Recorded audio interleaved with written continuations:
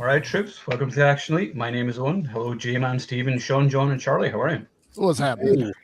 And thank you all for joining me tonight. And behold, first time ever, Owen is wearing a different hat. My MI2 hat, which I've had for 26 years.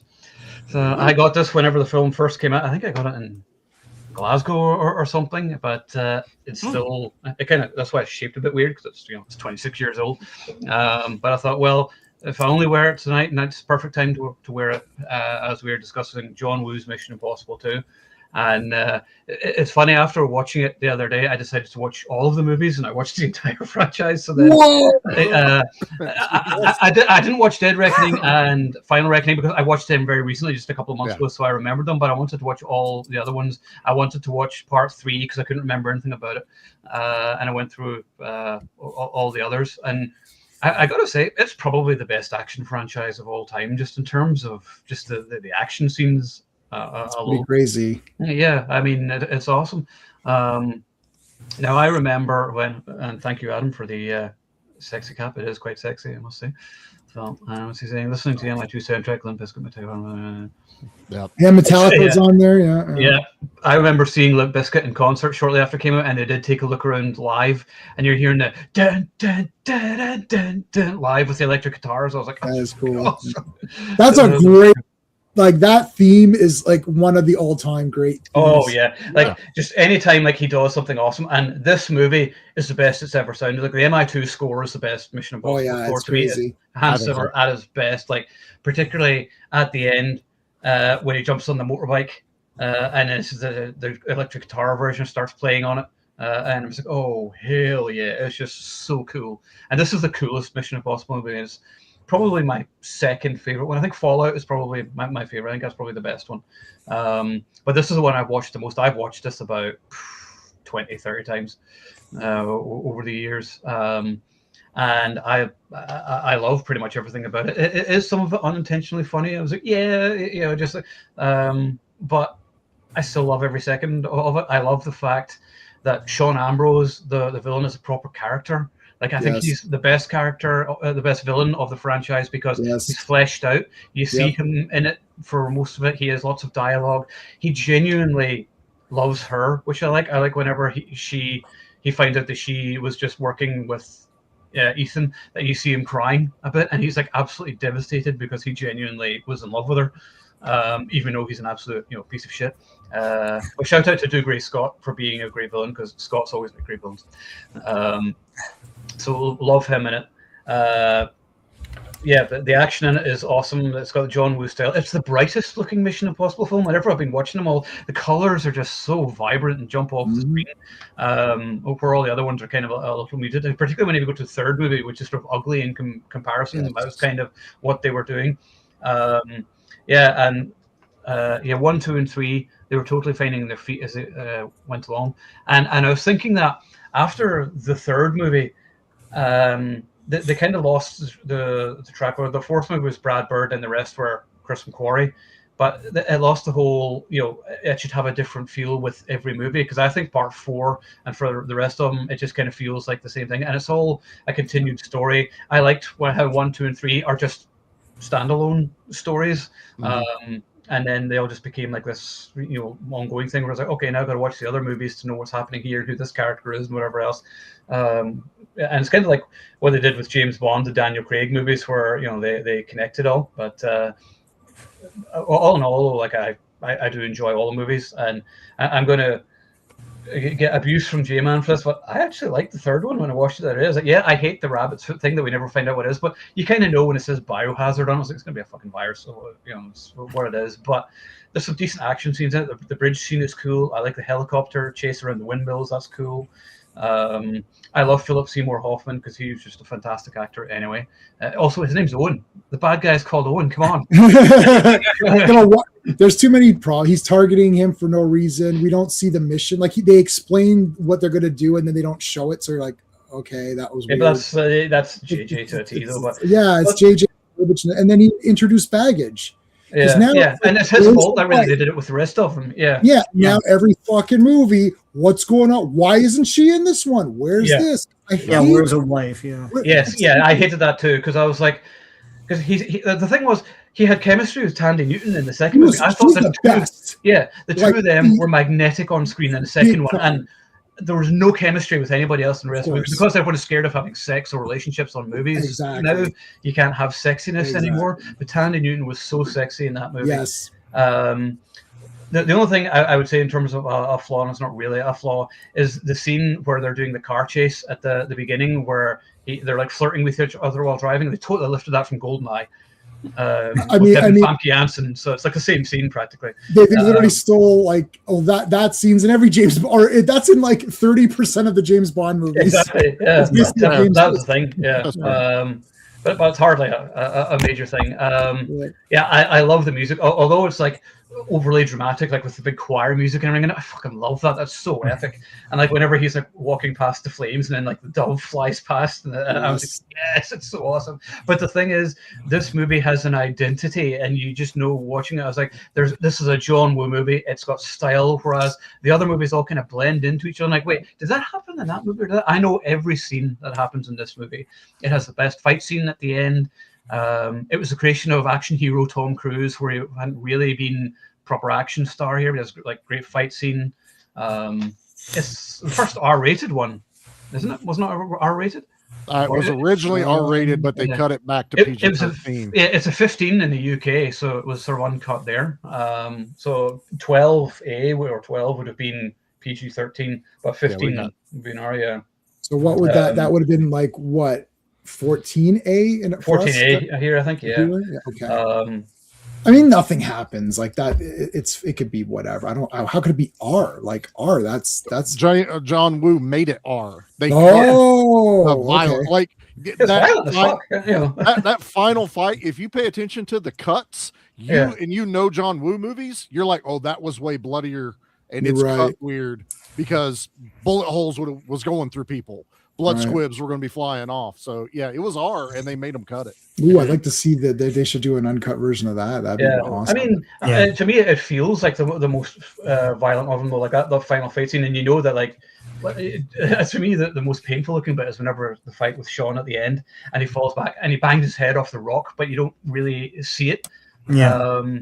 But he's dead. But I love the way. Sean says hunt because it sounds like the other word that begins with yes. And he's like, no, you should have killed me, hunt. It's just like the way he says it with the accent, because it sounds the best when we say it. Because in Scotland that's not a bad word, it's just not a name for a person.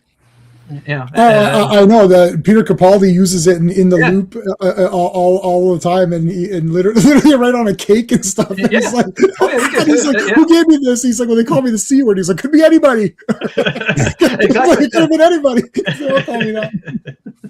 Yeah, that's right. Hannibal Lecter, of course. Anthony Hopkins. I kind of hate that he was only in this one because I loved Anthony Hopkins. He was so great. I love all the stuff in Seville. I like the playful tone of it as well, like the flirty nature between Tandy and Tom. Like I said, I just love that. So yeah, I love this movie. I don't understand why people dump all over it now. I think it's the most stylish of any of them. It's the one that really stands out. For me, if I'm being honest, my least favorite one of the franchise, the one I watched the least, not that it's a bad movie, is actually the first one. I think it's a good movie, but I find it a little slow. And I think this one is where, like I said, it made Tom Cruise the action star with fights and stuff like that. So yeah. Anyway, I've rabbited on long enough. So would somebody else? Let's go to Charlie. Rather than you being last, you and I. Oh, okay. Yeah, dude, I remember when this came out. Like this, there was more buzz about this than the original. Metallica did a music video, which they rarely did for big screen movies, doing "I Disappear." Limp Bizkit doing the Mission Impossible theme. Like, it was everywhere. And I saw this in theater. I didn't see the first one in theater. I remember me and my dad rented it, and I think Dad watched it first, and I asked him about it, and I was like, you watched it the last weekend, what'd you think? He goes, pretty good. He goes, some little bit of action. And I watched it later on and went, yeah, it's not bad. It definitely is. They were trying to be the TV show and add a little bit of stuff, like the helicopter in the tunnel thing at the end is pretty cool. But number two is like they just went balls to the wall, and I think the issue is a lot of people have with this movie is they probably have never seen a John Woo movie. Yeah. So they can't appreciate what this movie actually is. This is the epitome of John Woo. We love Hard Target and Hard Boiled and all this other stuff. Every bit of that's in this movie. There are motorcycles. There are black long coats everywhere. There's double guns. There's rolling and flipping while firing your gun. Like everything John Woo's known for is in this and turned to 11. And Tom Cruise was here for it. Like he's the one that called Woo to do it. And you can feel it. So yeah, I love this one. This one, until Fallout, was my favorite of all of them. I would watch this one the most.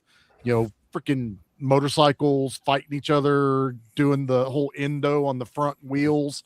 It was just so cool. And I still just I can't stop watching it when it's on now. I've watched it 3 times before the stream. Thankfully it's on Amazon Prime, so I was like, screw it, just put it on there, best version of it. And I have 0 complaints about this one. I really don't have anything I'm worried about. I like Owen said, the villain. He is probably the better villain. I know the other one, he gets more sadistic, and you do hate the guy in the last 4, or I still haven't watched the last 2, but up until Fallout, I like the Sean Ambrose character. He's like the anti Tom Cruise Ethan Hunt. Yeah. He wears his face in the beginning. Yeah. He's the chimera to Tom Cruise's Bellerophon. Yeah, exactly. So they fit that. Speaking of the masks, I think this one has the most amount of mask swaps, and I still love the first when Sean takes Hunt's face off when he's on the plane. That still looks fucking cool. Yeah, like I know it was double done and layered over, but it still looks amazing. I have 0 complaints whatsoever. I like Luther in this one. First words out of his mouth is shit. It's just he cracks me up in it. Like he's kind of the I know they tried to make the Australian guy, I never remember his name, the comedic relief. Billy is a character, isn't it? Billy. Luther's the comedic relief in this movie. I have always liked him in these. And I know somebody last week said something about 3 is when they really start putting the team together. This one still had a good team. Luther's the only one that continues later, and I think that's where the later movies do get better, is now it's a team. Also, fun fact, this is the only movie other than, actually, no, the first one isn't either. This is the only one where he's actually working for the IMF. Everything else, he's been disavowed by the IMF. He's treated as the traitor of the IMF. The IMF has been disbanded. So it's like, this is the only true one where Anthony Hopkins gives him a mission. Also, the first time they ever say Mission Impossible in the Mission Impossible movies was, him getting to say that. So I kind of like it. Not mission difficult or whatever. Yeah, it's not mission difficult. It's Mission Impossible. Walking apart. Great way to screws that in. But nah, I like this one a lot. This is my second favorite behind Fallout. So yeah, I would have to agree. Sean Ambrose. Yeah, well, I was gonna say he's in the Council of Sean's. He's recruited. There you go.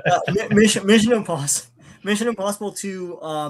I realized over the years, whatever you see ranking lists, it's like Fallout is number 1 and 2 is the last one. And that's usually the bookends, and everything else in the middle jumbles around. Like I was just taking a quick look right now, and 2 is always the last one. Yeah.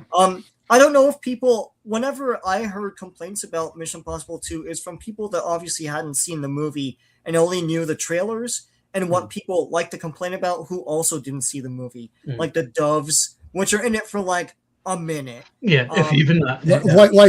Like 15 seconds or something. Yeah, I almost timed it just to be weird about it, but I was like, well, the fun part is they're pigeons first. The dove is the one coming through the fire. Yeah, the pigeons and doves he uses. Pigeons are on screen longer. They got the one up on the pigeons. The motorbike thing where they both collide and stuff like that. That's not the movie. I think anyone who listens to those and says, okay, well, Mission Impossible 2 stuck, and watch the movie would be very surprised, because it's very much a James Bond picture, like through and through and through. Yeah, it is more like the show, as you say, Charlie. I mean, like they do the same thing with like they have a sound stage where they make sets to fool people and stuff, and and all that stuff. And the makeup effect thing, like so in the original show, they made a big deal if you could just like peel your face off and you're a different guy, right? Right. In the first movie, I saw part 1 as well yesterday, because I was just curious. And I'd seen it before. And in that one, for whatever reason, they chose to go with a real prosthetic, and it looked terrible. And it's like Tom Cruise in a prosthetic looking like I remember, yeah, in a rubber mask. Yeah. And John Woo went back to the basics. It's like the way they did it in the show was perfect. It says you're just gonna make the rubbery part more rubbery and really sell the thing. They just do this and then cut away, and it's it's pretty cool. So that was cool. Yeah, you're right. There is more of a team, and there's a team in every movie, but I think it was more just an Ethan Hunt thing. Yeah, I think people will get bored by this movie. But to me, going back to the James Bond thing, it is that travelogue shot on location spectacle. I really like that kind of thing. It makes it feel more like an epic, like a journey, like from beginning to end. And all of the intrigue is pretty good too. It's like, because right away the sidekick guy is like calling Sean out on his horniness, and he's like, well, if I want to be horny, I'll be horny. And he cuts a little tip off his pinky or whatever. And which comes into play. Yeah. Yes. It wasn't just there to be there. Yep. Smart. Foreshadowing. So all that stuff runs throughout and gets different dimensions added to it. It's pretty cool. Even when the guy is dressed as Tom Cruise, he takes off the it's like, oh, now they know everything, right? This has something that the James Bond movies don't really do, and I wish they would.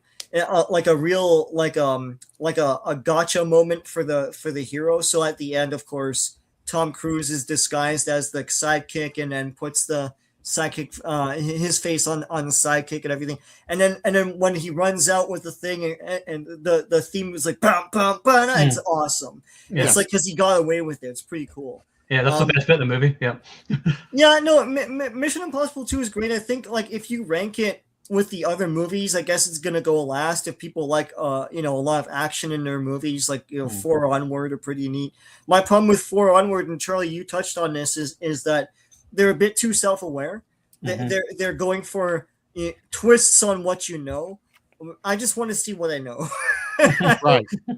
I just want to see he gets the mission and he goes on the mission. I don't want this like now we're the bad guys. Isn't that a big twist? Like, no, I want to see a regular Mission Impossible, man. Yeah. And you put if you little want twists that, in, you go with but not 2. big. Yeah.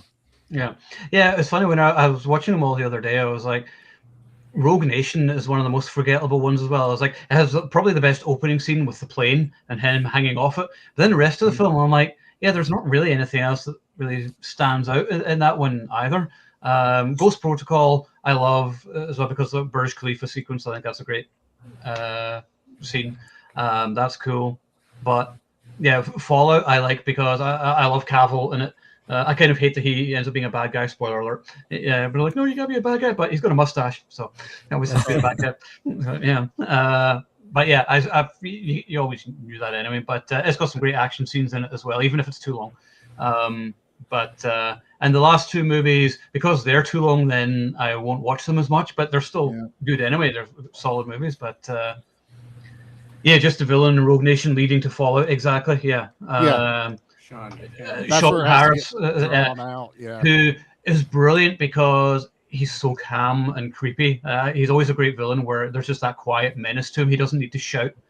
And it's just the how to be a bad guy where he's just quiet and unsettling. That's really good. So, G-Man. All right. I've been crossing out. This movie's a masterpiece. I've been crossing out. I have pages of notes. I've been crossing out stuff to not overlap. So you guys, I agree with everybody that's already spoken. Owen, you almost summed up everything. I agree. I agree with you 100% on all of it. There's 0 negatives. So if you said there was a negative, I don't agree with that. But there's 0 negatives. The villain is equal to the hero. Yep. He's the same. He has the same training.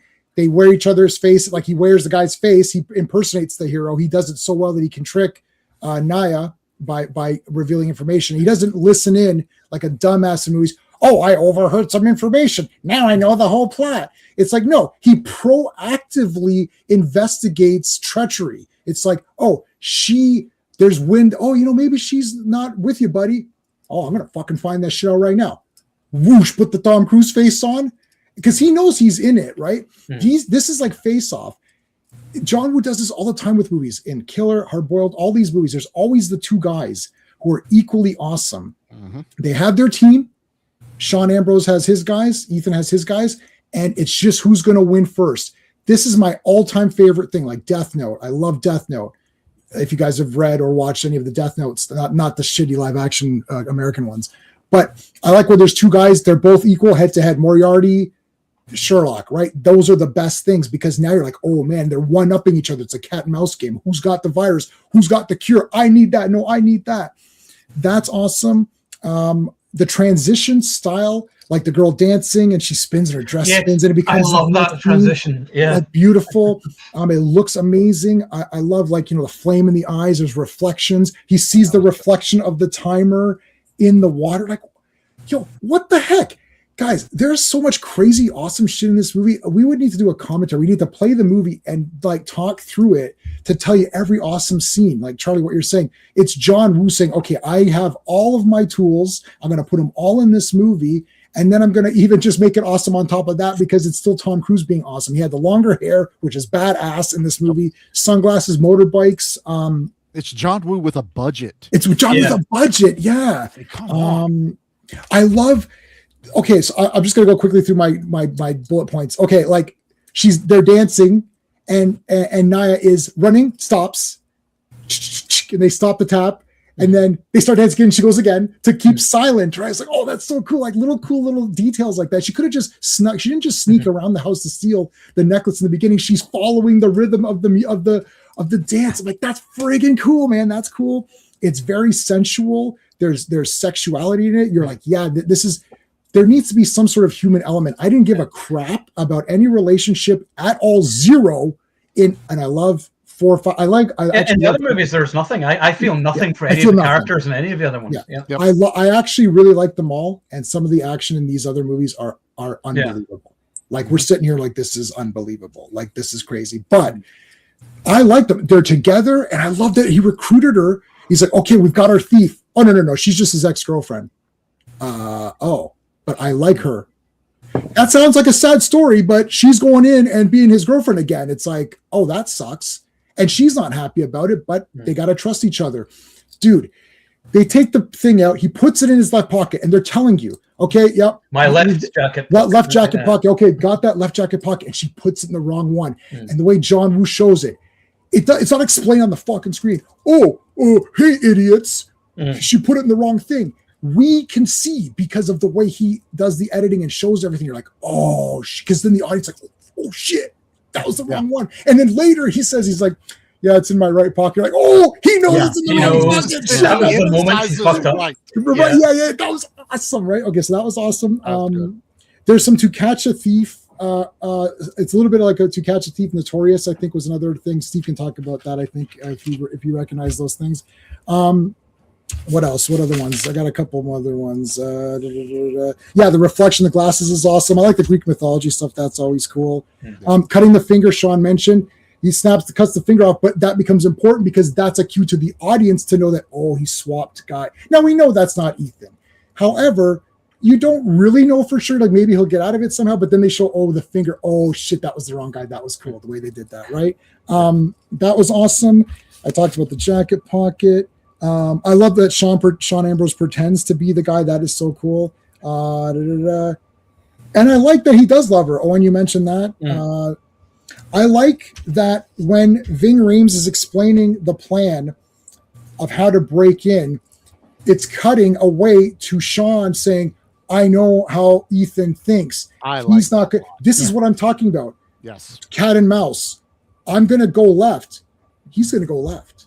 You know, like they're literally intercutting. I don't know if the other movies have done that. You guys can let me know. But like that interplay is badass because like, oh fuck, he knows the plan too. Like, yeah, he's one of these pumped up guys, so he knows what this guy's going to do. Yeah, this is the only time they've done that because they've never had an equal to Hunt. No, the villains have only ever just been like in the background and they say a few lines. Like Sean Harris just looks evil and whispers a few things, whatever, and is intimidating. But that's in terms of like an actual character who is like matches him. There isn't anyone for the rest of the series that matches him like Sean does. Yeah, that scene alone, if you break it down even more, is it's showing how Hunt will go above and beyond. To not kill the guards. So he goes through this whole elaborate thing to break in. Hold your breath. Oh my God, he's gonna get caught. He's gonna get caught. And fucking Sean Ambrose walks in and shoots the fucking guard and just walks right into the building. Brilliant, because he doesn't give a crap. It could have been exactly. Yeah, the rules don't apply to him. Okay, Naya, what an amazing character, because first of all, she injected herself. She doesn't know for sure if Ethan can get it done, but she has faith because she knows. And then she's like going to commit suicide and stuff. Yeah, really sacrifice herself. Yeah. Yeah, holy shit, God, this is not happening in any of these other movies like at all. They're super awesome action movies with kick-ass stuff and some of the action in the other movies is better than the action in this one, maybe, or but whatever. Equal, at least. Equal. Yeah. But I mean, look, they're playing chicken with the bikes. They grab each other. The fight, dude. This was a fight. It had to come. They were so equal with each other in terms of like their knowledge. They're fighting each other, one-upping each other. Then it's like, okay, it's gonna get settled. The friggin' Christopher Lee, Yoda. It's like this is not gonna be solved by the Force. This is gonna be solved by the Star Wars 26 minutes in. This is gonna be solved by the lightsabers. And they're like, F it. Let's go on the beach and kick the shit out of each other and let the best man win on this one. That was awesome. I love going to the eye. I love when there's I love that shot. Yeah. I mean, they're doing martial arts and he's doing the kicks. And you're like, we walked out of the theater. I was like, God damn, this was cool. What the shit? This was crazy. I saw part one in the theater. I thought this is really cool. And most of the time I had to explain it to everybody. My mom saw it. She's like, I don't understand anything that happened in that movie. I said, I don't have time to explain it to you. Just believe me, it was pretty cool. She's like, I don't understand anything that happened in this movie. We watched it on VHS. I'm like, let me explain it to you. Part two, I was like, this is just awesome. It might not be Mission Impossible as the show or as it later becomes, but it's an awesome movie. And I never really watched Mission Impossible. So if people are the people ranking this as bad, they're not Mission Impossible super fans who have watched the series 100 times. They're also not John Woo fans either. They're also they're not quality film fans. If you put 3 above this, you're insane and need to be put out of your misery. That's an absolute disgrace. Anyway, you put 2 and 3 next to each other, your eyes will not move to 3. I guarantee you. You'll be like, oh yeah, 3 is on over here. Ah, fuck, I don't need to watch that. Like guaranteed. Like with part 4 or 5, you might be like, oh, this. Okay, I've seen this one a few times. Let me watch this action scene here. You might turn, right? But you're not going to turn for 3. Anyway, it's awesome. It's 10 out of 10. It's the best one, in my opinion. It's the best movie. Is it the best Mission Impossible? I don't know. I do like, what's the one you're talking about? The Henry Cavill one? Yeah. Is that Henry Cavill? Yeah. Yeah, I like that a lot too. I really like that. I like them all. I really actually, which I actually don't like at all. But I really do like 1. It'd probably be the next weakest. Yeah, I'd say 3 is. It's only because it's part 1, and I don't know. I just like it is cool, and I've seen it many times. I owned it on VHS. I'm not like. As soon as part 2 came out, I'm like, well, I'm probably never going to watch part 1. Yeah, same here. Yeah. Friday the 13th, part 1. After you see Friday the 13th, 2, 3, 4, it's like, man, I forget what 1 was even about. Let me watch it again. Oh, I remember now. And but it's still good. It's good. Yeah. There's nothing wrong with it. It's just part 1. Yeah, before watching the last 2 movies, you need to watch the first one, though, because the Final Reckoning really refers back to events in the first movie and the third movie, because that actually explains what the rabbit's foot is. Finally, right? I just don't. That's good to know. Long. No. I think part 2. It's 2 hours and a little bit. It's just 2 hours. The second one, but. Like it's funny, like there's not much action in like the first half, and yet it's establishing characters and everything. But people don't like that now because everything just has to be quick, no attention span. But that's what John Woo does. Like even Hard Target, it's the big set pieces at the end. Of course. And that's the way he builds up, establishes relationships with characters and story, and then you have the explosive finale. Yeah, and the characters in Hard Target are awesome. Yeah, like, I don't know. Like again, you got your two guys again. Like this is the thing with John Woo. He has two. Like I mean, this is just how it goes. And there's the reloading while talking. Dude, come on. That's like John Woo 101. Okay, guys, John Woo 101, page 1. There needs to be a scene where the two guys have the guns and they're talking and reloading. You're like, oh, okay, yeah, good. They're not back to back, but it's close enough. It's so, close to Charlie. I don't. This is not a negative because we've seen it so many times with back to back. But I was like, if they were just back to back in this, it'd just be a little. Tom Cruise has got his back to him. He does his back. I noticed that too. He has his back to him. So it's kind of. They do that in Face Off. Face Off is awesome too. Okay, anyways, there you go. Sorry. Go ahead. John. John hates this. John, do me a favor and hate this movie just to be the one opposite guy this one time. You can't hate it. It's John Woo. All right, so my history of Mission. I remember seeing the first Mission. I've only seen the first Mission Possible once. I hated it. I was like, aside from the ending. And Emilio Estevez buying it at the beginning. I really don't remember much. I'm kind of the same, to be honest. Yeah. It's not one I ever rush to watch. And tell you the truth, I'm not stupid. I'm pretty sure I'm a pretty smart guy, but like the plot, you're just like, after a while, I was just like, what? Like, what the and then there's Tom Cruise is the good guy. Like, oh, good, he's flying off the hitting the train. I'm like, so yeah, I remember like seeing that one and being like, I don't think I'm gonna be in the Mission Impossible. And then I heard they're making a second one. I'm like, I'm not gonna go see this. Then they were like, John Woo's director, and I was like, ooh. Wait a minute. And I was like, okay, you have my attention. And then I saw the trailer for and this is back when there was internet, but there wasn't internet. Yeah, not like there is now. You still kind of got surprised by trailers when you went to see other movies. And I remember I didn't see the trailer for Mission Impossible until I went to see another movie. And then I saw the trailer and I'm just like, I'm going to be there on Friday night. I'm going to sit my ass right down in this chair. And listen, I can see people's like responses to like, this isn't like an authentic, true Mission Impossible. It is. You got the music. You got the, he puts the glasses on the beginning. This is going to you got all the ingredients to the Mission Impossible movie. It just isn't convoluted. I mean, it's a simple plot. And some people need a hefty plot. I don't. There's movies where I'm like, when the plot's hefty, I'm like, yeah, this is still a good movie. It's got great action. But it's simple. It's to a point. It reaches where it needs to go. Dougray Scott. What happened to him? Like, is he still acting? Because I still have to. Like, he is, yeah, but he never went on to bigger things. I remember he was supposed to be Wolverine and couldn't. I was going to just mention it. He did this movie, and he was supposed to be. That's why Hugh Jackman, as they say, the rest is history, because he was supposed to be Wolverine, but then he was doing this, and this went on too long. Production went way. And actually, Sir Ian McKellen was supposed to play the Sir Anthony Hopkins part. Oh, really? And they wanted him to do Lord of the Rings.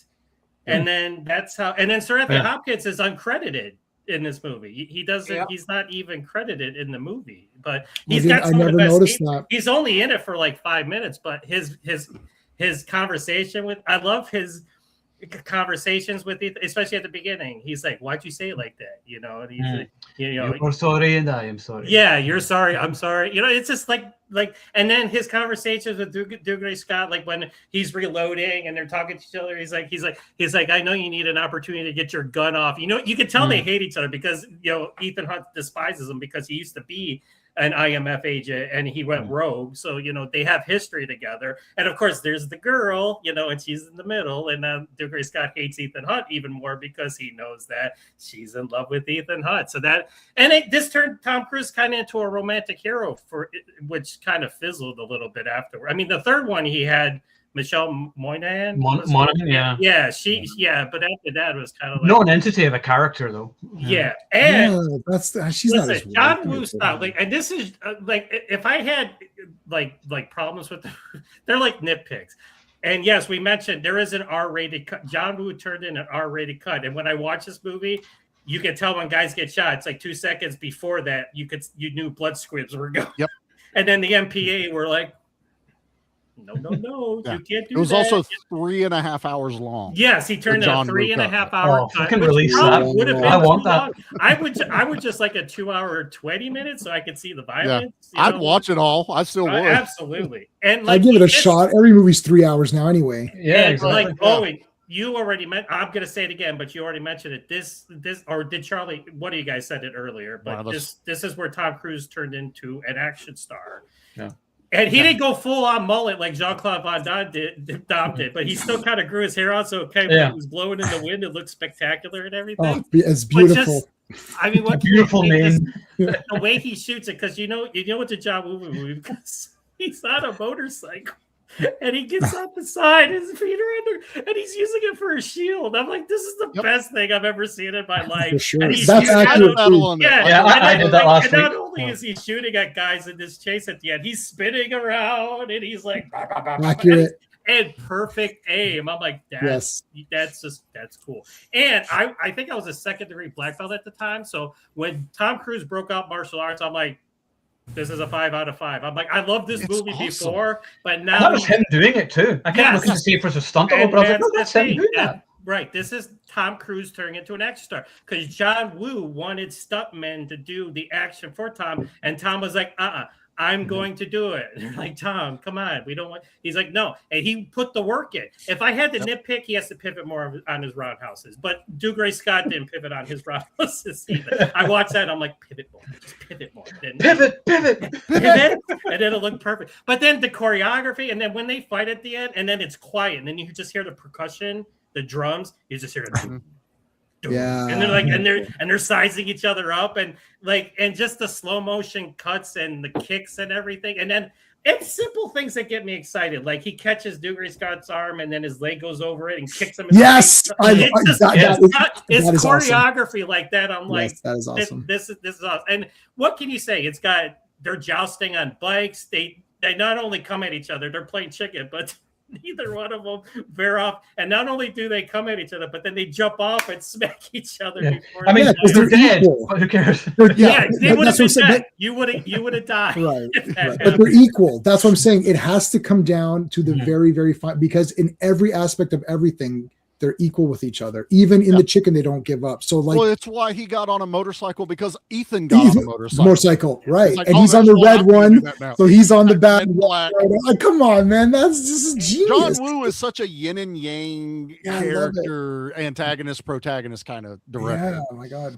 And this movie contains the best Tom Cruise moment ever, because you talked about it, but I'm gonna mention again when the wall explodes, and not only does it go walking by in slow motion, the dove comes through, but the dove's glowing as it flies through. It's symbolic. And the choral hero music. has Yeah. arrived, and not Yes. only has the hero arrived, but the look on his face, he's like, "All you motherfuckers are gonna die because you fucked Yeah. with my woman." He It's is like, risen. and that's what it is. Yes, he's there to save the world from Chimera, but it's personal, and that's and yeah, you could get like I've had arguments with people like it is cheesy when the cars are spinning around, they're looking at each other in slow motion. It's like, all right, I get it. You guys are falling in love with each other. It's like let's not do it in slow motion.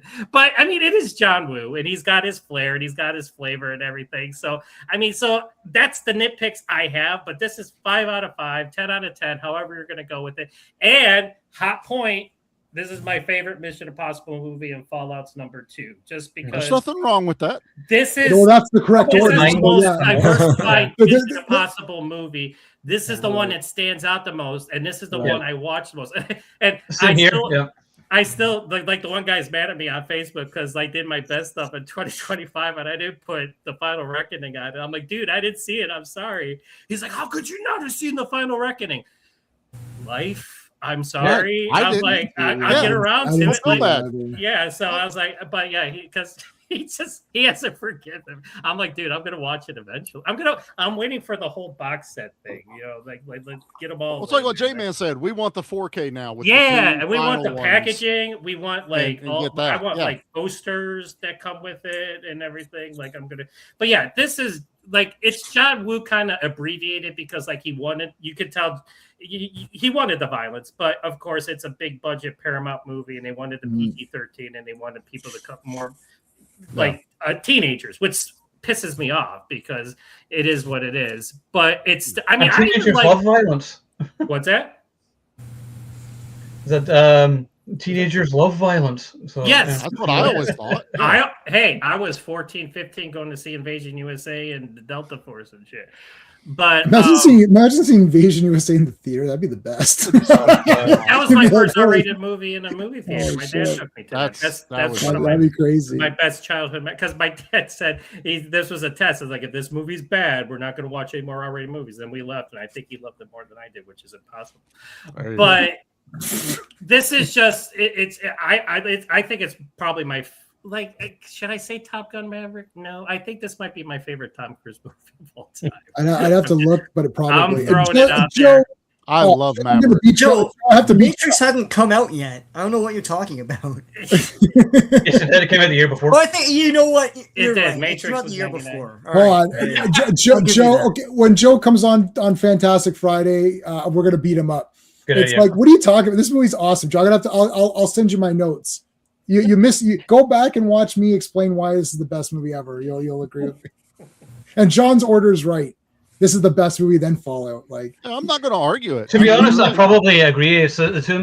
If I think about which one have I watched the most, I watched Fallout twice. I watched it once in the theater. I watched it once at the weekend. This one I've watched like I said, 20 or 30 times. But you got Can more I just- time with this one. you got though. more time with this Yeah. one. That's with Yeah. this movie. That's a little not fair. Yeah, but Fallout came out in 2018, so that's Yeah. 8 years, and I haven't had a desire to watch Well, it in 8 years. So. look, it's awesome. Nobody said Yeah. it is pretty badass. Like, Yeah. for sure. It's bad. one of the ones that does it's so well paced and just keeps you glued to it. You're never bored in that one. But just- Mission Impossible 2 has an identity, like John said. Yeah. Like, Right. this one stands out. Maybe not Yeah. above, but it stands out from all of them. As And it's just got a being like, Metallica song specifically yeah, I for it. Disappear is fucking amazing. Yeah. And this is also probably the best version of the martial art Tom Cruise in any of them either. He never goes as hard as he does in this one in any others. Yeah, just in response to this asinine comment, don't Luther and Billy literally save Naya at the end from committing Yes. suicide? Yeah, no, they do stuff. Yeah. Yeah, so Yeah, they they do do. plenty. Well, yeah. Maybe watch He the Riggs movie has first. his moment. But yeah, Invasion USA is the second best. Second best You know, Baby hardware.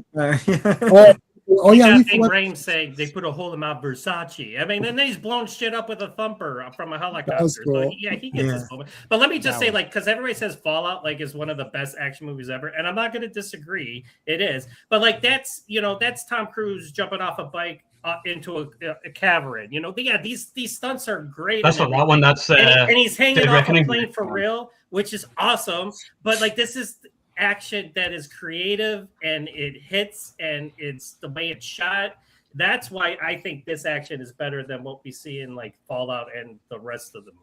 And they do blend. Like, I gotta go back. Yeah, they do blend, Jeremy and that's the Renner in. thing. Yeah, It's like, was this it is the only really- one that stands out between any of them. Because, Yeah. like I said, I was like, did that happen in that movie or did that Yeah. happen in this movie? I know Yeah, every but single you're thing that's happened connecting in this because movie. the characters are well done. yeah, It's like the sidekick, the villain, Tom Yeah. Cruise. yeah, You even know his team and everything, and the leading lady.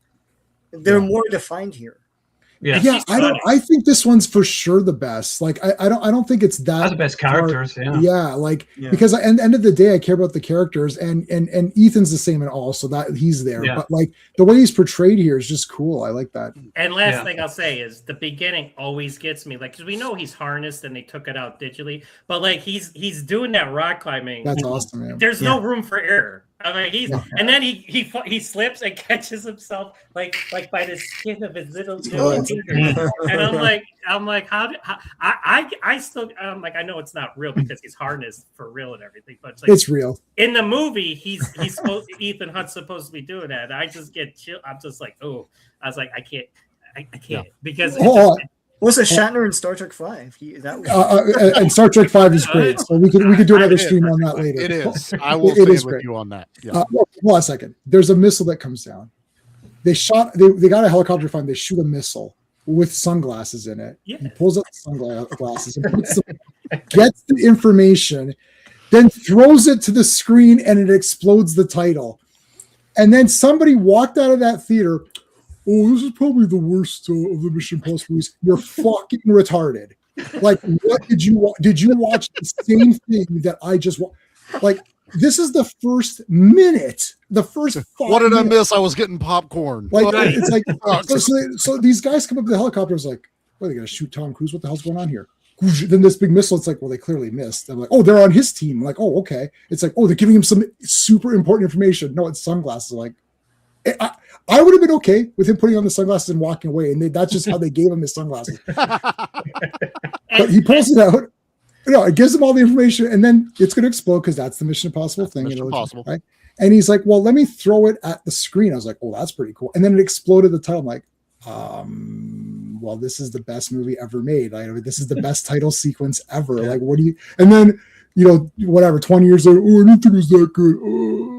It was like, oh, okay, thanks for your 2-cent opinion. Yeah, like, rules. I was like, oh, I don't think it was that good. And the plot is simple. I will say that. It's Good, because you understand what's happening in it. Because later on, I'm like, the wait, what's dialogue going on? is clever. It's Yeah. the conversations that the characters have with each other. Yeah, but there's also like memorable lines as well. Right. What makes she's really here? I love the South African accent. And if I told you where I was going, then it wouldn't be on holiday. That's so, awesome. little lines like that. We crawl into bed and lie to you just like every other woman. Yeah. Damn, Anthony She's got all the Hopkins. training. Jesus. Yeah, like monkeys they are. They'll not go one branch until they got hold of another. I was like, holy fuck. It's great too. And there's a happy ending. There's an ending to this movie. You don't have to continue it on. Oh wait, now I have to go see another one because whatever's happening, and now I got to watch another 3-hour movie after that. You could just watch. You could just watch this one in any order. It could be anywhere you want. You throw it on. He looks different because of the hair, so you could technically it could be any time, right? Like you could just throw it on. There's no bag. You can't have baggage. The second part 3, and that JJ's garbage, we know, but the second they start introducing wives that continue on, and then this all this shit, you're like, okay, so, and then if I throw in part 6, someone has to explain, well, wait a minute, what's this doing here? Who's this guy? Yeah. Yeah, like, you could just watch part 2 right now. We can just stop the stream, go watch part 2, and it's like nothing happened. You're like, that was a cool movie. Even part 1, you could still do that with part 1. But as soon as you get into this like extra crap, and then the last one is a 6-hour movie because it's 2 3-hour movies together, you're like, oh my gosh, it's cool. I mean, when that bus was breaking down their fall, I was like, holy shit, this is crazy. This is like the one that if you know someone that's never seen it and they're like, what's the best Mission Impossible movie? I've never watched any of them. Start with 2. Yeah. Watch part 2. Then you can go to 1. But know where this one will tell you where the franchise is going to go. But if you want some backstory, watch part 1. Yeah. I think 4. Yeah, is 4 where it really became what it is? Yeah. Rogue Nation. 4 became generic, basically. Formula became. Yeah. I used to get Rogue Nation and Ghost Protocol backwards. I didn't know which one came out before which one. Which one's Ghost Protocol is 4, right? Jeremy Renner's in 4 and 5. He's in Ghost Protocol and then Rogue Nation. Yeah. But he's IMF in the 5th one. He doesn't actually go on the missions in that one, which is right. Yeah. Did Sean go? Sorry, go ahead, John. Did you remember when they were talking about Jeremy Renner taking over for Tom Cruise? Like they were kind of like, yeah, that's garbage. Yep. Yeah, but he wasn't going to do that. Yeah, I think that was just internet rumor that got started because he was in it, and but also I kind of wanted him to be more of a part of the team. I didn't want him to lead the IMF. I wanted him to do cool shit. I wanted Hawkeye in it later. Yeah, Skyscraper. All right, sorry, Steve. For the love of God, poor Steve has let Steve. What, Steve's still here? Yeah. Did that happen? Good. Steve hated it. Say after 5, like you guys were gushing about it for almost 50 minutes. What do you want me to say about this movie? At this I want you to say it's garbage. Be me. Yeah. Be me So on you this hate screen. it. So we can all attack you. Okay. Well, I will provide a slightly different opinion. Oh, go Not away. a completely different opinion, just a slightly different opinion. Okay, come back. I never watched the Mission Impossible series. I saw the first one in the theater. I absolutely loved it. I loved going into the room. I loved Emmanuel Barrett. I loved the entire thing. And then I talked to Sean, and Sean told me that he ripped down the poster and wiped his ass with it and threw it on the garbage. And then he made school children go and play on that ripped up piece of shit poster that he wiped his ass with. And I thought, well, maybe I'll not rush to see it. maybe I should reassess my thoughts about this movie, as Sean was pretty adamant that I was a moron for even. By that point, though, I had seen Mission Impossible 2, and to be honest with you, I did find the first part boring, and it wasn't my favorite. And I actually liked part 3 when I first saw it, and I've liked all the ones in succession. I have seen 7 and 8. What has happened over the preceding years is a funny thing. My opinion of part 2 has gone up a lot, and my opinion of part 3 has gone down a lot. I've seen them both about the same number of times, about 3 times. I can't really talk much about the positive points of Mission Impossible 2 because I would just literally be repeating everything that's been said. I will say that this movie it's not kind of like Notorious. It is Notorious. It is literally Notorious. It is literally that movie. If you go and watch Notorious, it is the exact same storyline. All you're doing is basically changing Chimera with uranium, and that's it. Like, she gets poisoned, she falls in love. They literally take scenes from that movie, they literally take dialogue from that movie and put it in this movie. It is. She has to go back to the guy and all of that, and he's been in love with her previously. Right. All this stuff. It's just around World War II. Now, is that a negative? I don't really think it's a negative because Robert Towne wrote it, and Robert Towne's a really good writer, so I have no problem with that. Everything else that you guys have said is positive. It's got great action. I have warmed up to Thandie Newton. When I first saw her in this movie, for some reason I could not literally stand her. I can't explain why. I just literally I'm like, why does Tom Cruise need her? But I've warmed up to her in successive viewings. So this is definitely not the worst one.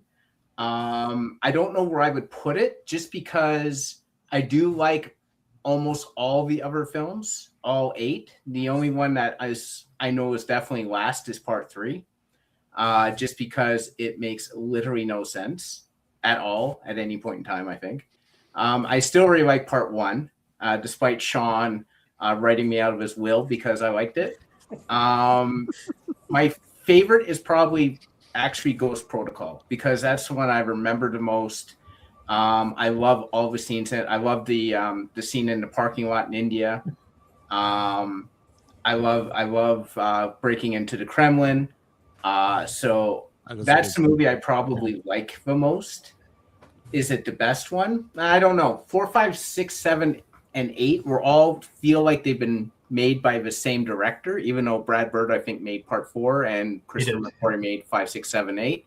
They are too effing long. I can tell you that without a shadow of a doubt. Part Rogue Nation, I think the best scene was probably when he dove into the underwater vault, which I thought was a unique thing, and that whole scene in that with the fan and stuff. I literally hold my breath watching that scene. Yeah, that is very cool. It is an awesome scene. Fallout, of course, has the epic chase, which I can't forget, and the helicopter battle at the end. In a bathroom fight. Oh, that actually is a really good fight.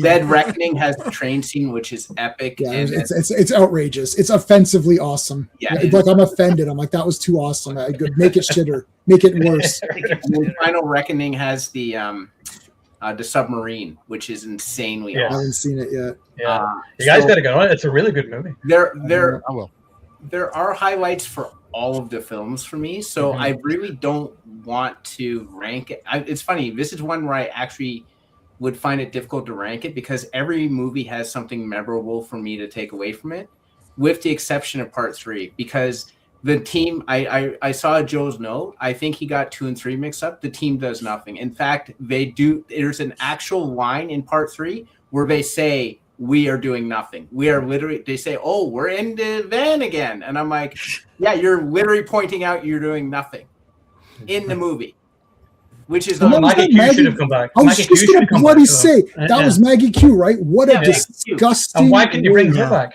Yeah. And what a waste. And the head guy in the Tutors, who's an awesome actor. And he's like, that guy. Yeah, and he's sitting, right, I forget. But they're both like, oh yeah, we're sitting in the Jonathan Rhys Meyers. Yes.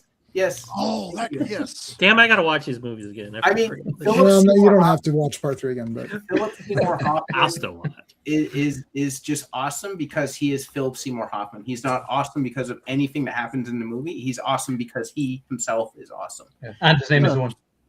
But in this movie, it starts off great with the rock climbing thing. Tom Cruise actually destroyed himself as usual when he's doing something. Like he destroyed himself when he was doing that jump.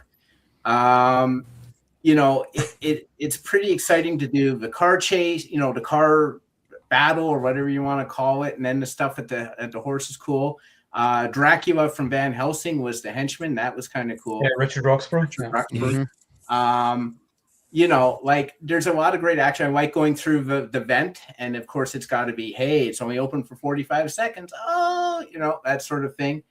And then the final battle was pretty cool. And yeah, I mean, it's an awesome movie. I have no doubt that this is an awesome movie. I just don't know where I'm ranking it because Mission Impossible has been a very consistent series, especially from 4 to 8.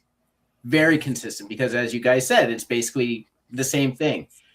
I do agree, though, that the one thing that really makes this one stand out and the thing that drove me fucking nuts from 4 to 8 and watching 3 and even 1 is why is he always on either the run from the CIA or the IMF has been, you know, disavowed or he's been disavowed or, you know, it's been shut down. Like, why is this the go-to storyline? Why? That was the Daniel Craig Bond films as well, where he's really actually on a mission. You know? Oh yeah, well Daniel Craig.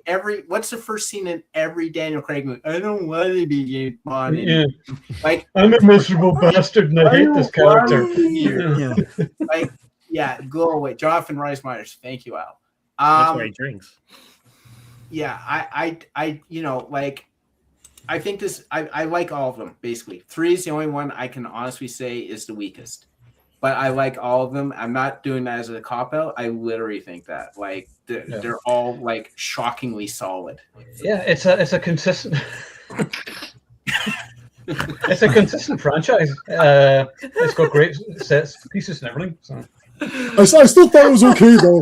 It was still a cool movie, except they wasted her. Oh, okay. Other than completely wasting her and all the actors and That was a making it good photo shit. you chose. It was still okay though. I was like, We got to okay, remember sure. when J-Man gets real fucking quiet. Something. Yes. Yeah, you something's should have happening. picked her Nikita one where she's in the chair for that one. I saw that one, but then then you're just remembering Nikita. I forgot that she was in that, and that's very upset. That's upsetting me now. Like I'm upset that I forgot she I'm was actually in it. upset Yeah. because I forgot she was in it, and I remember seeing her name in the theater. I thought, oh, this is gonna be real good. Yeah. And I was like, oh, this is terrible. What? And it's just another nail in the nail in the coffin of JJ's garbage career. At least he's making more movies. Nope. No, he's not doing Sorry. Yeah, they finally Continue. found out. They found out. Yeah. She had more to do with Somebody Die Hard. watched Die Hard part 4, 3. yeah. Yeah. I've actually grown to like Die Hard 4 more. I keep watching it anytime it's on TV. Anytime I go home to Scotland, anytime I go and Live Free or Die Hard is on, so I'm like, I'm going to watch it. And I watch it, and I'm like, it's got some decent action in it. The unrated cut is decent. A little bit better. Yeah. Yeah, but it's well paced, and it has my favorite line. Good luck at the Bad Timing Awards. I say that all the time. I don't remember that. I haven't seen that in a while. Justin Long to that, and I love that line. Yeah. I think, hi, good luck at the Bad Timing Awards. Thanks. Yeah. Good luck at the bad timing. Yeah. I just love that line. Really funny. So that was good. Was Web Sweet, right? Right. Yeah. So yeah. So I think we'll agree that Mission Impossible 2 is good. Yeah, it doesn't really matter where you rank. I mean, this is just a solid action franchise. It's one of the best of all time. Like, there are a few people better than Tom Cruise in terms of doing stunts. Now, apart from maybe Jackie Chan, maybe in his prime. But Cruise is one of the all-time great action stars. Actually, a Scottish geek guy there had mentioned that brilliant shot in Ghost Protocol. Ghost Protocol is a really good one. I love the Burj Khalifa sequence. I think that's great. The villain is weak in the fourth one. He's not in it enough. I couldn't even tell you the character's name. And then, just the finale and the moving car park thing. That's kind of a cool idea. But I know, like I said, the characters are good. That's the thing why I like 2, because Sean Ambrose is such a memorable character. Yeah. Like, why should I deny myself the pleasure of a ride or two? Yeah. So I just love that. Yeah, and I love Richard Roxburgh's Hugh. Like I said, the South African accent is hilarious. Just everything he says is funny. So yeah, Hans Zimmer score. I particularly, apart from the Bear Island track, as it's called, which is the cool electric guitar version, I love the music whenever Naya injects herself, and the track is magically called Injection, and it's got that choir, the choral thing. Lisa Gerard, the female vocal, coming on. The track itself is just a gorgeous piece of music. Yeah, good. You know, I feel like I need to watch it again. I just watched it the other day. I got myself so pumped up. I was like, I need to watch it again now. I'm telling you, I watched it 3 times this week just because I was just like, I got time. I'm gonna throw it on again. It was just, it's that good. And it's fast and it's comfort. It's a comfort movie because it really the action is all solid. The characters are good. You understand what's going on. You don't have to. The story is not complicated, but the plot is more complicated because of the one-upmanship and the rivalry between the two guys. So yeah, story, as John is saying, is pretty. It's basic. Like, okay, he's got the thing, but the plotting, every little thing that happens is cool. One scene leading to another. Yeah. Well, especially you can watch it 2 different ways. You can watch it just as a background in passing, or you can sit down and really get engrossed into it. It works both ways. I agree with that big time. I agree with that. Yeah, that's a mark of a good movie. Yeah. And he kicks the gun up into his hand at the end in slow motion. Yeah, and that's like one of the greatest things ever. That never all I think about that thing is like, I hope no sand got into that gun because it's gonna blow in your face. Not even one grain. Not even one grain went in. Don't worry about it. Then I love it. Like, you should have killed me. Hunt, you should have killed me. And you see, you have to have a Scottish accent to be able to say. And I just love Dougray Scott's delivery. And real quick, just that same scene. Great acting because you see Ving Rhames run toward me. Then he just stops dead in his tracks. And the look of shock on his face. And then you know what's happening because you don't have to see it. But then, of course, they show it. But I just loved how he acted with his body with that part too. Yeah. And I like that he goes back on vacation. He was on vacation in the beginning. They bookended it with a vacation. He's got a date now. Yep. Yeah. Exactly. I don't know, like, and I like that she was also like capable too, like she was driving the car. Like I do actually. Bridget Moynahan, I like that actress actually. She's Michelle Monaghan. Michelle Monaghan, whatever her name is, her name is. I like her, but she's stuck as the wife. Like, that's not the wife of Ethan. No. Like, this chick was way better. Naya was way better as the wife or whatever. It's someone who used to be an equal, and she was an equal to him. Yeah. Like, you never see her screaming, I don't think, in any of the action scenes. She's capable. Great. Okay, she's a good actress. When he's saying, "Oh, put the dress on," she has to take off the clothes. When she turns and she's looking, and you could see it in her eyes, she's like, "I don't want to do this. I hate this, but I'm going to do it." That's bravery and strength. They keep saying strong women, but they don't understand what it actually means. She's doing a garbage mission that really she doesn't even have to do. She could just say, I'm sorry, did I join this organization? Right. Where's my paperwork? I didn't sign anything. And they kind of do that when they're on the balcony talking. Yeah. She's like, what would you feel better if I told you not to do it? Yes, I would. Then feel better. Yeah. And then she shows up. She's like, oh, okay. But the writing on that, feel better, that's a great way to say it's like, then feel better because I don't want you to do it. But look, people are going to die. Yeah. She's very brave. And she is going through a lot of garbage. Like this guy's insane. His best friend, the guy who's with him all the time, cuts just for the mere mention of she could be playing. What? Snap! Whoa! Holy shit! What's your problem, buddy? He'd kill her instantaneously, right? If there's any doubt, it's very dangerous for her to do that, and then injecting herself, and then going for the suicide run. It's like, this is crazy. Like, But the fact that he even says, like, well, even if she is playing me, I'm gonna go give it a whirl again. You know that whole thing. Like he's like, fuck it. That's the mode he's in. Literally. Yeah. No, I mean, and he looks down on her for that. Like, he looks out, but she's way stronger than he gave her credit. This is why they weren't going to. Her and Sean weren't going to go together. This is like John Woo knows what he's doing. He knows what he's doing. Thanks, Jay. I didn't realize that.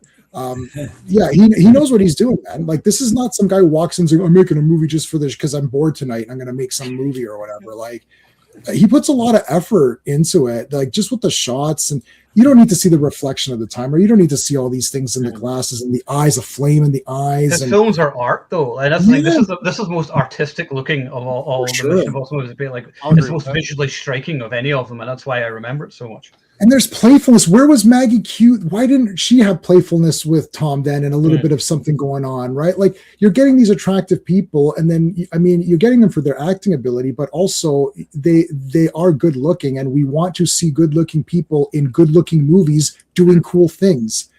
We're not getting that. We're certainly not getting it now because they're scared. Even with Haley Atwell, right? Yeah. Oh my God, like she's like a 10, right? Like, what is going on? Like, I'm watching this movie, like, okay, like, why is this happening? Like, let's do something more. Like, let's see something. Nope, nothing's going on. You're like, really? Like, come on, guys, like, help us out here. It's still an awesome movie, but where is the sensuality? Where's the like? You're looking at some action. Scared to do that now these days. But I love Vanessa Kirby in these movies because like she's sort of sexy but unsettling at the same time. You're never quite sure. It's like, can she be trusted or whatever? You know, and I like her. It's just the White Widow. She's cool. Oh, that's right, the White Widow, the blonde. Yeah. Who's the one in Part 4 who was in that orc movie, that World of Warcraft? What's her name? Steve? Yeah. Paula Patton. Yeah. Paula Patton. Where's she these days? I don't know. She was gorgeous. Yeah. Oh my God! Like the female casting, you're like, oh my God! It's like every one of them is like, this is awesome. She did more. I felt more for her. She'd probably be my second best. Of the ladies, if I had to pick. For the character wise, like I'm not saying like but like the character, not just looks, like the actual character. She was pretty good because she kind of got involved a little. She did things, like whenever she went to they were in India and she goes to the big party and the guy's like hitting on her and it was quite funny. She hides from him and all that stuff. No, that's our buddy Sean and I know that guy. He's a Bollywood guy. He's the host. He's the host of Millionaire in. He's the host of Who Wants to Be a Millionaire in India. He's the host of Millionaire in Slumdog Millionaire. It's also the host of this is a perfect statement. Mission 1 is undeniably a De Palma movie. Mission 2 is undeniably a John Woo movie. The rest, while very good, don't have the distinct visual flair. That's exactly it. That's the thing. That's why they stand out. Well, JJ so much because they have the visual style. Have a distinct style of anything. He just tries to copy everybody else because he doesn't have a style of his own. Let's make up a mystery box and not explain it. Yeah, he just shoots what he does. Brad Bird, that was like his first action, like live action thing, because he was mostly a Pixar guy. Yeah. Part 4, Steve? Yeah, Ghost Protocol. Yeah, Ghost Protocol. That was his first. That's a good movie. That's a pretty good first one. That's pretty damn good. And then like Christopher McQuarrie did 5, 6, 7, 8, and Christopher McQuarrie is a great writer. He wrote The Usual Suspects, one of my favorite movies.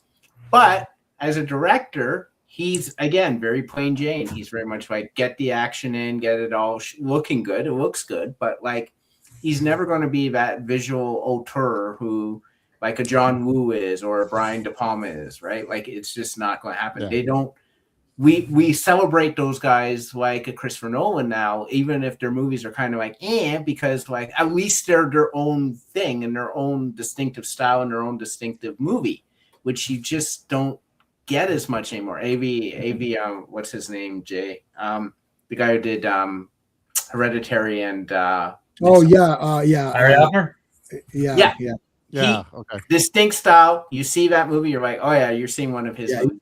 That's that guy's movie or whatever. Yeah. Tarantino, same thing. Like there are the auteurs out there, but like they're few. But those guys are those artsy kind of like Tarantino is basically an art director. I mean, their art films. But he also takes from 1,000 other directors too. So Ari Aster. Yeah, these guys watched. See, John Woo's a student of film, so he's watched film. So he's like, I like these elements, and then I'm going to incorporate them into my style, and then I have my signature pieces that I'm going to try to get in every movie, make them fit or whatever. Same with Broken Arrow or Thingy or Face Off and whatever. Yeah. Like he tries to get those things in, and you can recognize them very quickly if you know John Woo. Also finding if you get the 4Ks of his recent movies like Hard Boiled, The Killer, and Bullet in the Head. Watch the interviews with him on it because it's fascinating because it shows how his real life experiences have blended into his movies. Like Bullet in the Head is how he was betrayed by a lot of former friends in real life. And they would talk shit about him behind his back and things like that. And that sort of came up with the idea of this. And, it's a real life has sort of had a thing with the various characters in his movies. And he's a really fascinating individual. He's awesome. One of my favorite directors. Yeah. So, actually, just what Fabian Says here, box office out, which gave away the opportunity of Wind Talkers. I haven't seen Wind Talkers in years. You need to give that another watch. I remember. I liking it, love though. Wind Talkers. That is, Yeah. Nick Cage. it's awesome. Nick Cage. Yeah. Nick Cage and Winter. Yes, Yeah. Battleskins and that. Some of the. I have to move myself to the bottom because I've never seen that movie. I don't know what happened. I never. Go I watch never it. But it's John Woo. I You gotta know watch it's it. John Woo. It's brutal. Yeah. I don't know what. It's I don't know. tragic. I'll say that. I don't know Yeah. why. I think I was just like, I don't know about this one, and then I just didn't go. And then, or someone said it was. I don't know. It was weird, so I should watch that. Yeah, I do need to give it a watch again myself. Yeah, I remember the skit I did with Ben Stiller, where he was like a stunt double or whatever. Where And he he was was like, a yeah, stunt we're double. repeating each other's sentences. Yeah. Yeah. And They both you know, start laughing maniacally, and Yeah. it's just so unnerving when you watch it. yeah, but yeah, no, I mean that was the thing. Like, it was such an event whenever it came out for me because I loved it. It was like this and Gladiator came out in the same year, and you know that was a great year. But It was when they knew how to hype a movie too. yeah, Like, there were this one had events. hype You know? behind it. This was the highest Yeah. grossing movie of 2000. I mean, I thought it was. It was up there, right? Yeah. It was one. Yeah. Soul's Leprosy. Yeah. Yeah, it's definitely Don't better get than Owen Hagrid. started on the show. don't start me. Those movies don't have stuff. They don't have the good quality of the Sean Connery films. They don't have the coolness of Roger Moore just being No sense awesome of fun. person. You don't Right. want to be James Bond anymore. Oh, right, I want to be this miserable bastard. That's great. I'm already a miserable bastard. I don't need to fucking. Yeah, Tim Dalton still had like the badassery, but he seemed cool, right? Like he seemed, Yeah. and Pierce had the style. He still had like a very cool style about him. So He you're was like, the yeah, most he's kind action of a, hero. I love Yeah. Pierce. The Pierce ones. I are the like 90s everything up version. to They were awesome. including Pierce. Yeah. I enjoyed, and I love the On Her Majesty's Secret Service. But Yeah. I literally all the James Bond movies up to and including the Fire, not Fire and Ice, what the hell do they call it again? Die Another Day, which I also like. Yeah, Craig, I don't like Daniel Craig's James Bond. I don't like No, I don't me like his face. I don't like his hair. Yeah. I don't like his stupid moping around like, "Ooh, I don't want to do anything." I don't like any of it. I like that they brought the car back in that movie. That's about it. I just want to go to Daniel Craig. Actually, Like, you really need this martini. Take this, drink it. You know, Adam. And I drink Heineken, and he's like, "Oh, I'm like, look, I like Heineken. I'm not saying anything against it, but that's not what James Bond drinks. So Yeah. what the hell?" Yeah, but yeah, the Mission franchise just eclipsed Bond. That was the thing. Like Mission Impossible movies were coming out during the Craig one, and I was like, why are these more fun than any of the Craig movies? They forgot to be fun. I remember we talked about this before. It's like they were too busy trying so hard to be prestige movies, they forgot to be fun. Yes. And that was the thing. They brought in art house directors, and again, it looks pretty and everything else. I was like, yeah, it looks nice, and everything, but it never felt like Bond. When they hit like Spectre, and then now we've got Yeah. like all of these Oscars for songs and all Yeah. this. Yeah, give me a And- break. Daniel the, Craig. the Queen at the premieres and everyone Yeah. crying and all this other shit. You're like, I just want to watch a Bond movie. Like, I don't need all this shit. I don't Dan, know. Daniel Craig's Bond had Pecora in it. So it's like they had that going for it. Yeah. Like Yeah. jumping around buildings and shit.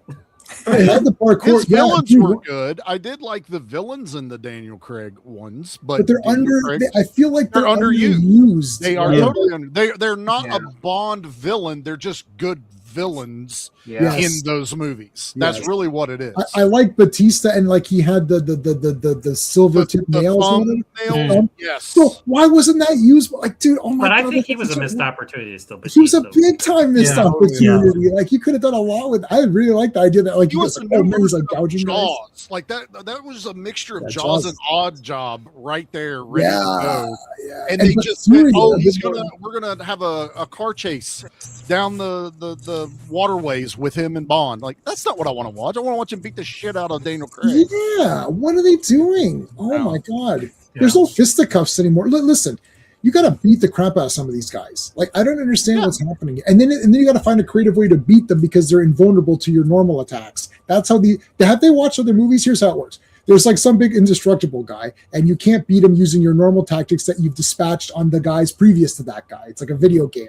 You had your move set. You beat up your certain guys. Then you have your secondary final boss, who is like your big, tough, unbeatable boss. And you're going to have to go above and beyond and maybe use luck or scenery to your advantage or something. It's That's how it Mario works. fighting Bowser. You don't jump on Bowser's head. You jump over him and hit the axe, and he falls to his death. Right. That's why I keep dying. I was like, what? Hold on. There- Say that there- again. there- Do it again. As a random thing, Charlie, just this morning I watched this. They're about 3 frames away from the perfect game. There's 3 top contenders for speedrunning that. They're 3 frames away. Someone's going to beat it anytime. They're that close. They're literally 3 frames from getting the perfect game. I get sucked into watching speedruns every once in a while, but I just watched it this morning and you just happened to mention that, and the guy can jump like so perfect. That's what it is. You said video games, and it's like you gotta figure out how to get around this unbeatable thing. Yeah. You know, but like like this movie, Mission Impossible 2, has the best new Bond villain ever. Like Sean is a Bond villain. He wants a virus to sell and make money on with people's deaths and get profit share. A lot of money. Yeah. I like that. That's a Bond villain. You know what too? This is also like kind of like The Rock when we did it, where they show you like what the virus is capable of, and it immediately makes you like, oh shit, like this is pretty deadly. But also it's very understandable to people. Like they can visually see what will happen. They understand viruses are bad. You know, well, here's how bad it is. Here's what will visually happen. And then there's the other guy, the corporate guy, who's like trying to get in too. So you've got that guy. And you're like, okay, well, that guy's a dick too. But then, you know, Sean is almost screwing that guy over, right? So it's like it's a lot of like bad elements in one. So everyone can just challenge anyone that hated this movie that watched it before COVID. Watch it now after COVID and see what you think about this movie. Yeah, because a lot of that, while it seems like, oh, it's just movie stuff. Oh, this virus that's going to take out the world. Let's revisit that for a second. You know, let's see how we're thinking about it now. I think Philip Seymour Hoffman, I think Steve said this, he's just awesome because he is awesome. Because Philip Seymour Hoffman is brilliant. And he's the best thing about part 3 for sure. But he's misused. But he's not. But all the others, that's the problem. There's 3 other people on that plane. He takes a hype on one guy. Right. He's not going to take a hype on Ving Rhames. Yeah, how come Ving Rhames or whoever didn't get the finger pointed at? It's like, I'm going to blame you, Tom Cruise. It's like, why you blame? There's other people here. Like, well, you're the primary star. You're the star of this. I looked at the credits and you're first. Script sense. It's not. It doesn't make sense in this world because it's that movie doesn't make sense. Yeah, the entire story doesn't make sense. Like he's arrested. I'm like, why is he being arrested right now? Like, why? Well, you know, he was. I'm like. What is happening here? Why is this happening? Why is any of this happening? I don't think one thing. I don't think J.J. Abrams understood what Mission Impossible was. They should shoot him in the head. That's their mission. Kerry Russell was his protege. She died. If they had just literally gone off that, I would have accepted the movie. But then they start to add all this other shit. And I'm like, what is going on now? I don't understand this. And I'm like, you know what? I don't have to understand this anymore. Because I got 8 of these movies. And I don't have to watch this one if I don't want to. Click. That's true. Yeah. I know you're saying today that he just watched the Expendables 4 one, and I love my idea where I came up with the idea and I had Steven Seagal's character and we called him McDonald. You could call him like Burger King or something. It was like we should have called him Big Mac or something. And he never gets out of his chair through the whole thing. Yeah, exactly. He beats everyone sitting down. It would actually, you know, if Steven Seagal actually did that as sort of an in-joke, that would really go far to really restore his image a bit. To be like, look, I can make fun of myself. I'm just a human. I'm not the Dalai Lama or whatever. But he can, and that's he just can't do it. He can make fun of himself. Have you ever watched his energy drink commercial on YouTube? He can make fun of himself. He is capable. Or he thought it was serious. I don't know. I like Steven. I like Steven Seagal. I don't know. I mean, what can I? We all like him. He's cool. He can be shitty, but we all like him. I think that Jesse Enkamp, which I've watched like probably 100 times, I think like the two of them talking really, I think made it cooler for me because he seems so nice there, and he was just kind of explaining the way he behaves and why he walks and moves like that, and why he, you know, and also I think you got to have people keep saying this person's hard to work with. X, you know, insert X name, you know. But these people need respect too, right? Like you're coming on to work with Steven Seagal. He is someone. He's more than you are, because if he wasn't, then you'd be the star and he'd be coming into your movie. Right. That's one. Even I was watching some stuff on Blade Trinity because I've been watching the Blade movies again. And Blade Trinity, same thing with Snipes, was hard to work with and all this other stuff. It's like, I know, but but Snipes is Blade. I don't know what to tell you. Like, he's hard to work with. Yeah, but you're bringing in other characters. Yeah, you made it a team movie, and it's not a team movie. It's Blade. It's Blade. Yeah. Right, it's Blade, and Ryan Reynolds patched things up because he called him after for Deadpool and Wolverine, which I've got all the art books are on sale for all, so I bought all the Deadpool Wolverine art books. But I mean, you have to have respect for these people. You come in and you say, hey, you're Dolph Lundgren, and I'm not Dolph Lundgren. I'm a generic guy. So thanks for allowing me to be in your movie, and how can I help you, and what can we do together? To make this the best that we can make it. Like these people, even guys who are action guys talking shit about older action guys, I don't actually like that. I know it's provocative and I won't mention the names, but I'm not like, if you don't like action movies, then go ahead and make fun of the Van Dammes and the Stallones and say, oh, Stallone, then that's fine. But if you're into this stuff, then these are the people that made it what it is. So you going back and showing disrespect, I don't care who it is. Now Steven Seagal's an idiot. I don't care if he walked over and spit in your mom's face. It's like he still made important action movies. So you can say I don't like the guy personally, but I respect the filmography, especially the first 5 or whatever it is, right? Like, who are these people? They're sitting here talking now, Steven Seagal or Van Damme had issues and all that. Okay. So where are your 7 in a row Van Damme movies that are awesome? Didn't? Yeah. I mean, everybody's mental. And you go back, like Spencer Tracy cheated on his wife, and he's the greatest actor ever lived.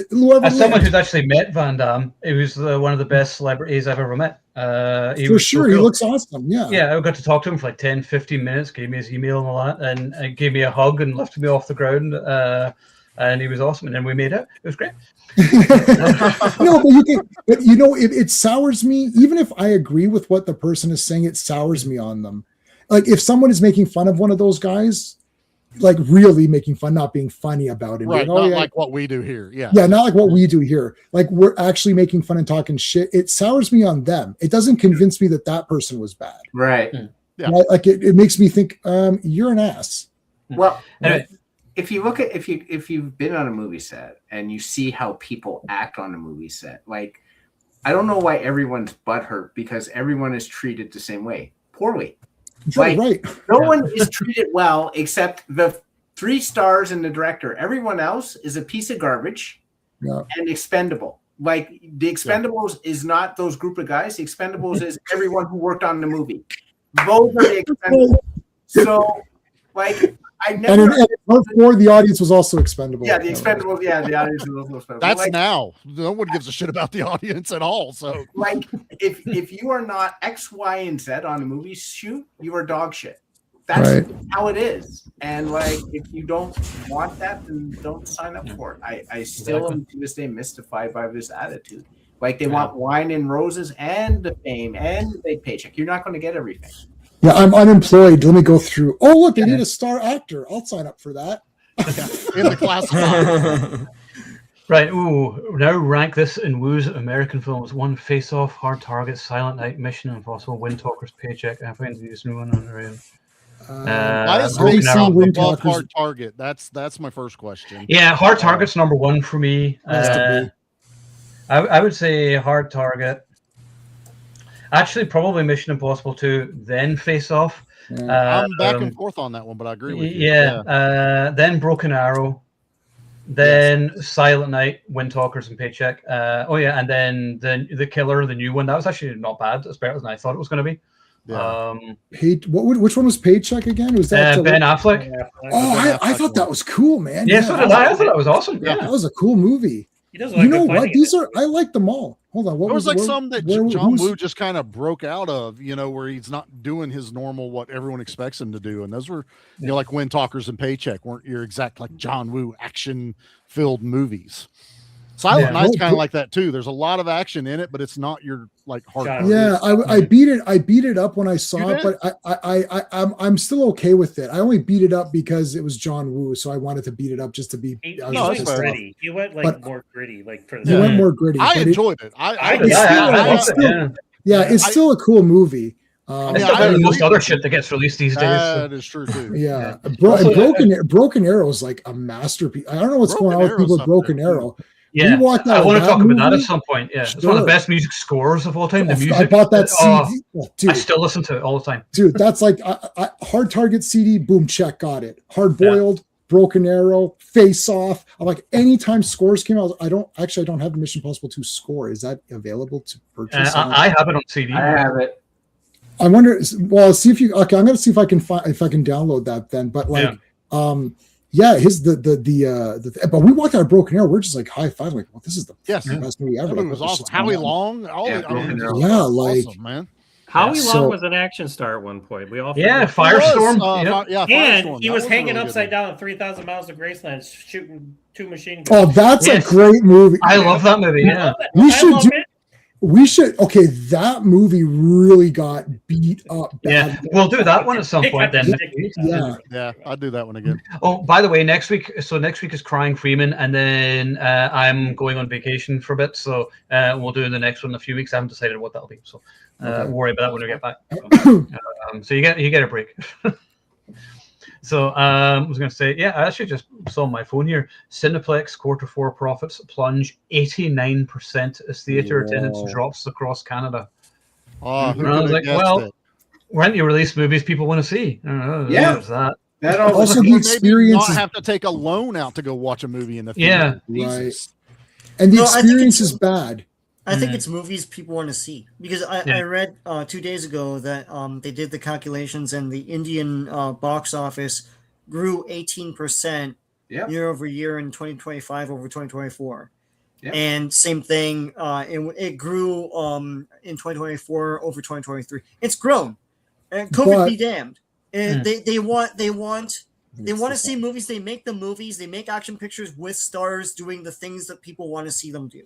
Done. So, but Steve's theater, the one close to him, has all of those Indian movies because they've got multi screens. Yep. My theater, the I don't want to say the disease, but the disease theater that Owen named it. I just can't stop laughing over that.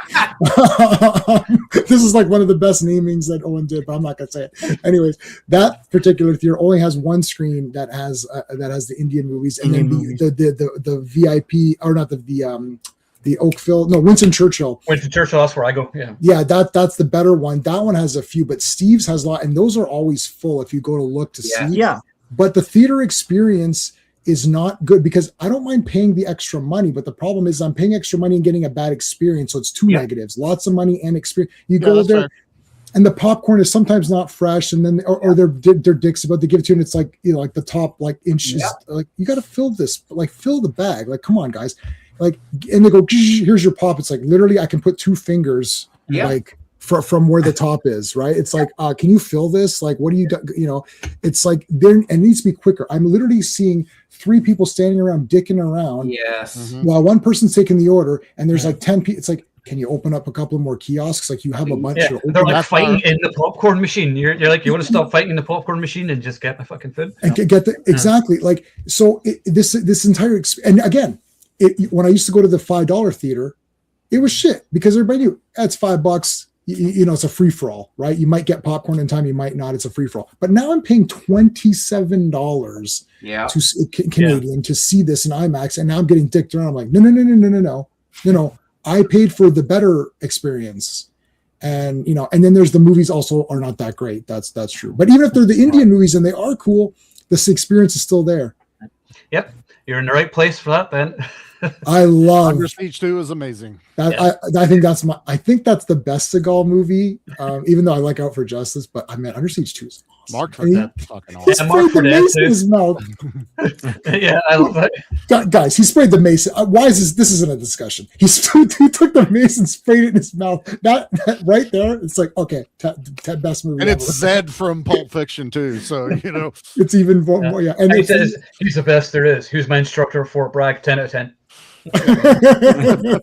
Yeah, those first whatever they are 6 I don't know however many it is. Yeah, like the first 6 or whatever. I think the Glimmer Man was his last sort of okay. Great window that I saw in the theater. No, I saw Exit Wounds in the theater. That wasn't bad. Exit Wounds was in the theater, but you also got Fire Down Below. Yeah. Oh, Fire Down Below has some good parts, but it has the best line in it though. And son, you couldn't take out a cheeseburger from Burger King. Yep. We just remember the obscure lines from these movies. Yeah, that's great. But On Deadly Ground has like that speech at the end, which is unbelievably awful. Yeah, that is awesome. But But you have the speech by R. Lee Ermey, though. It's like, you put him in the jungle or whatever, and he'll build a shopping mall or bikini bottoms or whatever it's talking. I don't know. I have to watch it again. Isn't that so? That it's so silly. It's kind of awesome in its silliness. Mm-hmm. It doesn't. The thing with Mission Impossible 2. Oh yeah, I love Everett McGill. He's awesome. I haven't seen him in much since then. I don't know what happened to that really guy. People Under the Stairs. He was super. He was Silver wild Bullet. on that. On Silver Deadly Bullet. Crown has Billy Bob Thornton talking about the butt of his machine gun. Like, Yeah. if I put it out, I feel like kind of a pussy. But if I put it in, I feel And he's just a henchman. He's not even a He's in it named for like 2 character. minutes. Yeah, that's it. And And on Air Force okay. One, you're thinking of it's executive decision. Yeah. Yep. Oh, where he gets Where he killed dies. early on. Yeah. We pissed off the. But you know what though? Honestly, that was disappointing. I was kind of looking forward to the two of them kind of like going like being there. That like, was a missed opportunity. Yeah, him and I felt Yeah, kind of I like, watched I think he only did it because I think he had to fill out a contract or something. And he was Yeah. gonna finish Yeah, that he off, I had think it one was. movie Yeah. left on it, and he Yeah, was so they pissed did off anyway. So they were like, "Fuck it, if Yeah. he's okay with us Fly killing him out the him." plane. Also, he only did it because no one can kill Steven Seagal in a movie. Steven Seagal has to kill himself. That's Yeah. right. So he sacrifices himself for the. He greater seals it good. and sacrifices himself. Then they're going to be like, "Oh, Machete." No, Machete, he kills himself too. He Yeah, goes, he does. This is nothing, and then Yes. moves it around and cuts his own self. So he could have easily, but in all honesty, he could have easily survived that. So he could have Easily. been fine. Of course. It's He Steven probably, he Seagal. probably Wanna landed. get a sequel. Yeah. No, didn't hit any vital organs or anything. So he was. Right, we will wrap it up there, I think. So next week we've never done a Mark Dacascos movie stream, so we're going to be discussing Crying Freeman, which I haven't watched for a few years. I remember loving it when it came out, so I'm looking forward to seeing that. Hold on, let's comment here. Does Chris anyone else think that Sanderson. Chris Sarandon and Fright Night Mark Ruffalo are the same person? Yeah, they are. Very similar looking. Yeah. Yeah. I mean, I Must think have come there's from like the same 25-year difference between the two of them, but Mm. they look the same. No, well, Mark, I can't stand Mark Ruffalo, so I'm kind of the same. He's the most boring Incredible Hulk. big time. He was in Yeah. The Dentist. He's a bit part in The Dentist, Was Mark Ruffalo. Yep. Oh, he's, I don't. he's the Gosh. boyfriend that's trying to get the girl to be a model, and he's paying for her to get her teeth fixed. Oh, I haven't seen it in At the- years. Oh my so- Oh my gosh. god! I got the Yeah, Vestron get your starts 2-pack somewhere. of it. I love both dentist movies. They're both. I think part two's almost better. Two's more bloody, but the first one still just kind of grates Yeah, across yeah, your yeah. nerves. Oh, it's fine. I was gonna ask my dentist if they've seen The Dentist. It's like I'm a, I hate teeth things, man. oh, that's fine. It's fine. Yeah, it's fine. Sorry, go ahead, Owen. Guess out. Anyway, we're going to wrap it up now because we stopped talking about Mission Impossible about half an hour ago. But whatever, everyone likes it. It's Yeah. great, so just watch it. So, and everyone who doesn't, well, oh well. We'll end it there. So yeah, so next week, Crying Freeman with Mark Dacascos. So join us for that before I go on vacation for my birthday. And remember, if you are watching, you are the action elite.